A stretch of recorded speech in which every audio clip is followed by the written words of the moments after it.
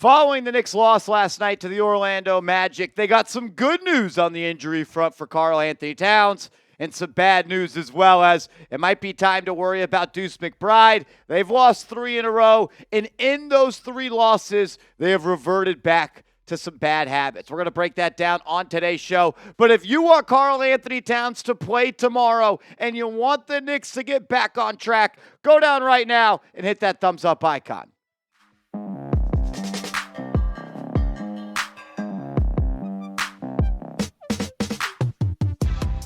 You're watching Knicks Now by Chat Sports. I am your host, Marshall Green. Let's dive into it. We're going to start with Karl Anthony Towns, then we'll talk about Deuce, and then some things that I have seen in the last 3 games that I'm hoping are not becoming a habit for the New York Knicks. As we know, Karl Anthony Towns left the game last week against the Chicago Bulls, where he had an amazing fourth quarter, quite literally left it all out on the floor, but he left the game hurt. And then he had to miss the game yesterday on Monday against the Orlando Magic, where I thought the Knicks got punched in the face and did get up off the mat. They lost that game 103-94.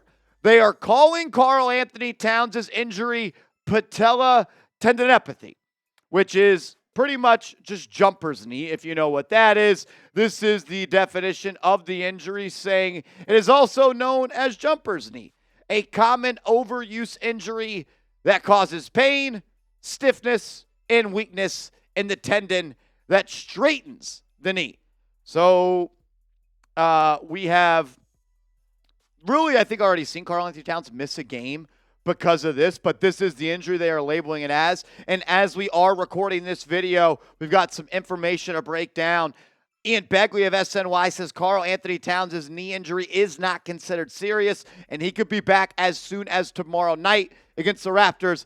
And let's hope so, because the New York Knicks did not look good without him. Stefan Bondy added this, saying Karl Anthony Towns was hurt toward the end of Saturday's loss to the Bulls and limped to the locker room. But the center felt good enough to go through an exhaustive post-game weightlifting session and seemed to avoid anything serious as tests weren't deemed necessary. Towns said, "I'm sweating" after the game, and then after that, he was asked, how does he feel? And he said, "I am exhausted."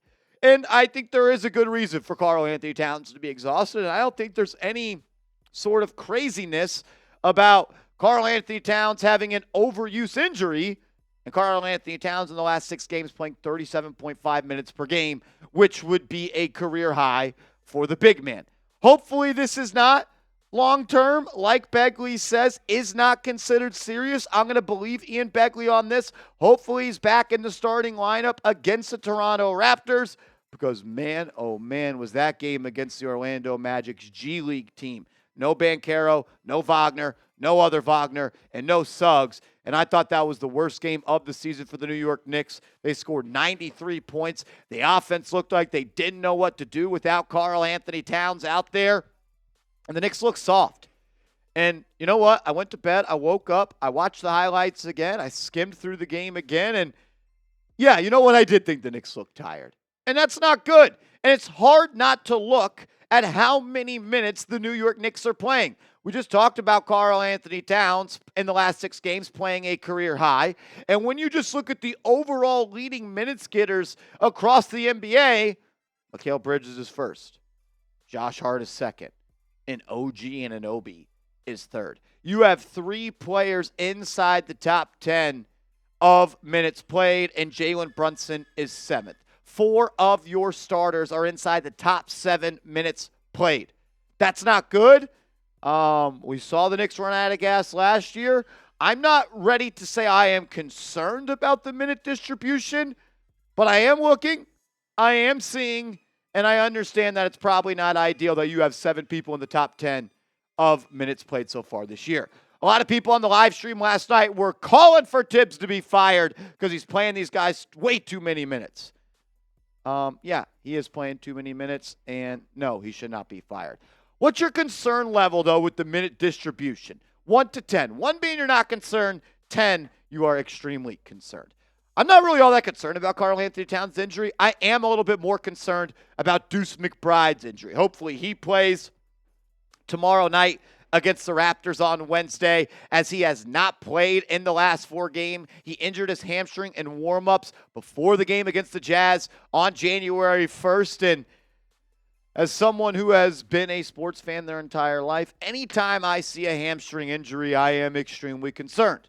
I also had a hamstring injury at one point in my life when I was an athlete long, long ago, and it bothered me for about 6 months, and I wasn't 100% for 6 months. So I am worried about him because the hamstrings are tricky, and really the only way to rehab it is rest. I know he's worked out for the Knicks over the last couple of days, and he's worked out before the last 4 games, but obviously not good enough to go. And to be quite frank with you, the Knicks don't really have the opportunity and the luxury of sitting Deuce McBride without paying a premium price, because the Knicks bench without Deuce McBride is a doom. It is the worst in the NBA.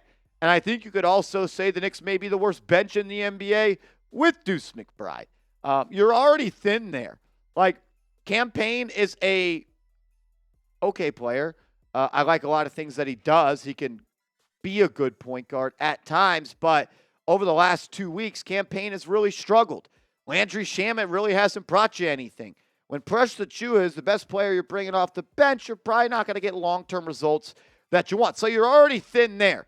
And honestly, I think Leon Rose needs to step in and save Tom Thibodeau from himself, because Tom Thibodeau cannot save himself from running his players into the dirt.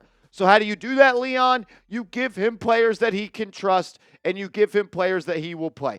Tibbs is not going to play if you don't trust you.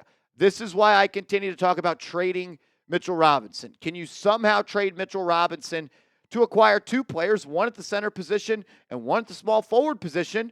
Obviously, they're not going to be as good as Mitchell Robinson, but how good is an unhealthy Mitchell Robinson, and how much does he help this team?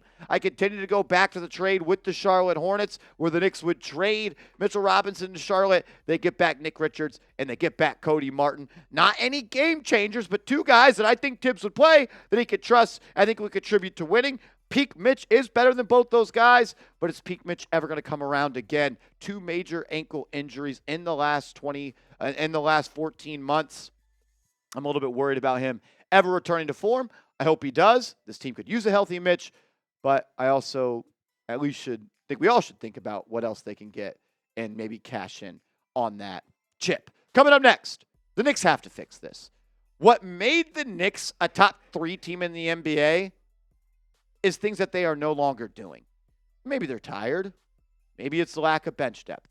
I don't know. We're going to talk about that and try to sort through it in a second. But first, I got to give a huge shout out to our proud sponsor, Game Time. If you're looking for tickets to a Knicks game, download the Game Time app. Or if you're an NFL guy or an NFL girl and you want to go to a playoff game, you get the best seats for the lowest price guaranteed with our proud sponsor, Game Time. Prices of the events actually drop as they get closer. So if you're a procrastinator like I am, or like producer Smitty is, you will love the Game Time app. You get to see your seat view inside the app. You get to access your tickets from your phone. And if you decide, you know what, I don't want to go to the game anymore, it's easy to resell your tickets as well. Last minute tickets and flash deals, views from the seat, and lowest price guarantee. That's why I am a returning customer for Game Time. Also, the app is extremely user-friendly, really easy to use, and it's easy to guarantee you get the best deal because you can use that all-in pricing feature. Price you see is the price you pay, and the Game Time Picks feature is going to guarantee that you're going to get the best deal. It's going to make it that much more easy to go see your favorite team perform. It's more than just sports tickets, though. You can go to concerts, you can go to theater events, and you can go to so much more. So download the app, create an account, use the promo code CHATSPORTS, CHATSPORTS for $20 off your first purchase, where terms do apply. What time is it? It's game time. Support the show, support the sponsor, be a real one. All righty. The Knicks are not doing the things that made them great early on in the season. Early on in the season isn't the right way to say it. The reason the Knicks were able to go on a stretch where they ended up winning like 19 of 23 games is because they were the best offense in the NBA. Right now, they're not doing that. They were also able to do it because they were able to knock down a very high percentage of their three-point shots. The Knicks over the last 8 games are not shooting the ball all that well. You can see over the last 8 games, they have struggled. 33% from 3 against San Antonio, 27% against Orlando, 25% against Washington, 34% against Washington. You went 25 of 88 in 2 games against Washington. 9 of 23 against the Jazz. Thank God he got to play them, 39%. But then 9 of 32 against OKC, 27% against Chicago, and 18% last night. Over this 8-game stretch, the New York Knicks are shooting 29.4% from 3. Not good. But more alarming and more concerning, they are allowing their opponents over this stretch to shoot 39% from 3. So you're shooting 29%, and they're shooting 39%. It is insane that the Knicks are 5-3 over that stretch. Unbelievable. Before that stretch, though, the Knicks are shooting 39.8% from 3. So I'm hoping that this is just a valley of the season. There's always peaks and valley in the NBA. No one's ready to say anything crazy about this team. I still think they're a top 3 team in the NBA, and I still think they could do everything they want to achieve. But the last 8 games, they have not shot the ball well. And over the last couple of games, they also got away from what made them great, which is being the best third-quarter team in the NBA. This screenshot was taken before the prior 5 games. Over the last 5 games, the Knicks are 2-3. So when they were 22-10, they had the number 1 net rating in the NBA in the third quarters. They were outscoring opponents per 100 possessions in the third quarter by 18.9 points. That is 6.2 points higher than any other team in the NBA. They were the most dominant NBA team in the third quarter by a wide margin. The last 3 games, they have been the worst team in the NBA in the third quarter. The Knicks scored 17 points in the third quarter last night against the Orlando Magic's G League squad. In their last 3 third quarters, the Knicks have been outscored 26-22 against OKC, 41-27 against Chicago, and 22-17 versus the Orlando team that trotted out. Meaning they have been outscored by 33 points in the last 3 quarters, 99-66. Taking a step further, the Knicks are averaging just 46 points in the second half in the last 3 games. That is bottom of the league. That's 27th. That is the 27th best second half offense. I'm not worried, but I do think that the Knicks need to change some things. Can we scrap the Brunson prevent offense? You ran it against the Oklahoma City Thunder, and they ran you out of the gym. You don't just need to pound the ball and dribble the ball out of the air, wait till there's 10 seconds in the shot clock to get in the action, and then match up pump for Brunson. Because you know what smart teams do like the Thunder do? When there's 8 seconds left on the shot clock and you go into that pick and roll, we're going to blitz you, and we're going to force Brunson to make a tough pass. Then the ball's going to be in the hands of somebody you don't want to with about 5 seconds on the shot clock. Happened like 5 times against the Oklahoma City Thunder. There's just way too much skill around Jalen Brunson at this point to continue to do that. This isn't the 2024 New York Knicks where you didn't have Julius Randle, where you didn't have Bogdan Bogdanovic, or whatever the hell his name was. You didn't have that. You don't have that team anymore. We just got to look at Brunson and roll around him. You don't need Brunson to average 40 in the playoffs against the 76ers anymore. You don't need Brunson to average 35 against the Indiana Pacers anymore. You got other guys who could do it. I know you didn't have Cat last night, but this isn't just one game. We showed you 3 games in the second half. And in OKC, Cat shot the ball 2 times in the fourth quarter. I need Cat to be more aggressive in the fourth quarter like he was against the Chicago Bulls when he almost willed this team back to victory when no one else wanted to play hot rock. And I need Mikal Bridges to be more aggressive. Stop submitting to Jalen Brunson. Mikal Bridges, you're an all-star level player. We didn't trade for you to stand in the corner in the fourth quarter. I love the way that the Knicks are playing through Bridges to start the game.